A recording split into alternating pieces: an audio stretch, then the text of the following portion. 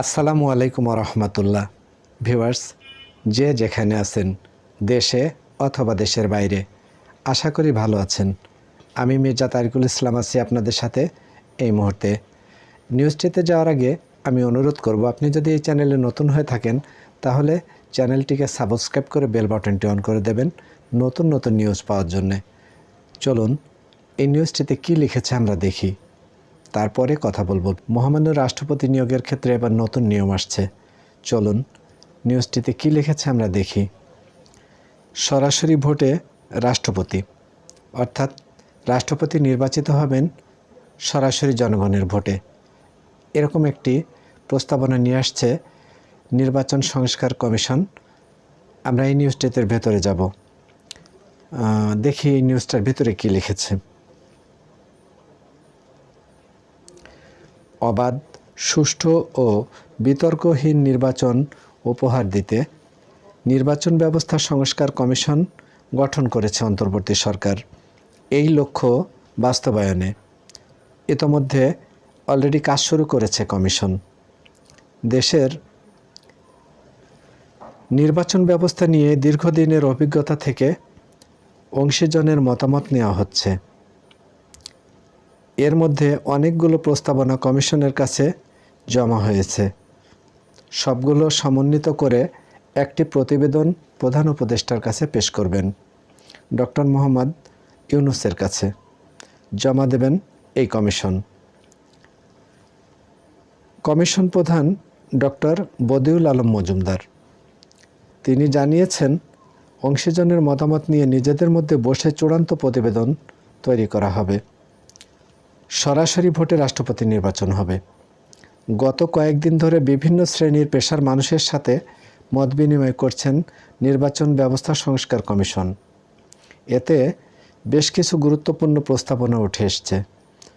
তার মধ্যে অন্যতম রাষ্ট্রপতি পদে সরাসরি ভোটে নির্বাচন ব্যবস্থা চালু করা। শুধু তাই নয়, রাষ্ট্রপতি হতে হবে দল নিরপেক্ষ। সংসদের সংখ্যাগরিষ্ঠ দলে কাউকে মনোনীত না করে ভোটের মাধ্যমে যোগ্য প্রার্থী বাছাই করতে হবে।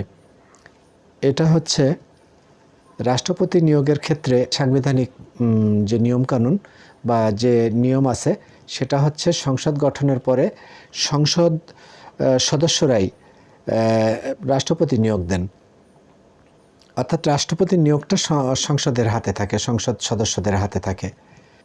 এবার যে সংস্কার কমিশন হচ্ছে নির্বাচনকে কেন্দ্র করে, সেই সংস্কার কমিশন এটা প্রস্তাব করবে যে রাষ্ট্রপতি এখন সরাসরি ভোটে নির্বাচিত হবেন এবং রাষ্ট্রপতির এই নির্বাচন সংসদ না করে সরাসরি করলে পারে দল নিরপেক্ষ লোক রাষ্ট্রপতি হতে পারবেন।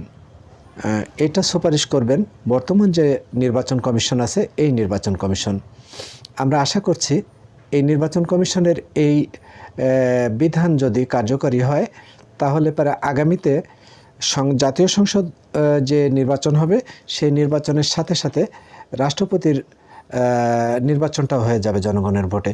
হয়তো এমনও হতে পারে, যদি এই বিধানটা কার্যকরী হয়, তাহলে পরে একই ব্যালটে রাষ্ট্রপতির আলাদা ব্যালট পেপার থাকবে, অথবা রাষ্ট্রপতির ব্যালট পেপার রাষ্ট্রপতির জন্য আলাদা করে সেই ব্যালটে রাষ্ট্রপতি ভোট দেওয়ার জন্য জনগণের কাছে সেভাবে উপস্থাপন করা হতে পারে। জাতীয় সংসদের ভোটের সাথে সাথে রাষ্ট্রপতিও নির্বাচনটাও হয়ে যাবে একই সাথে।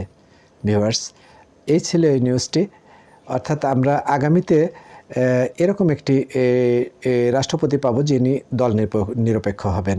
এভাবেই নির্বাচন কমিশন যে সংস্কার কমিটি হয়েছে, এই কমিটির সুপারিশ এভাবেই হয়তো হবে, আমরা আশা করছি সেটা। ভিউয়ার্স, আজ আর নয়, এই নিউজটিতে আপনারা যারা আমাদের সাথে ছিলেন, আপনারা সবাই ভালো থাকবেন।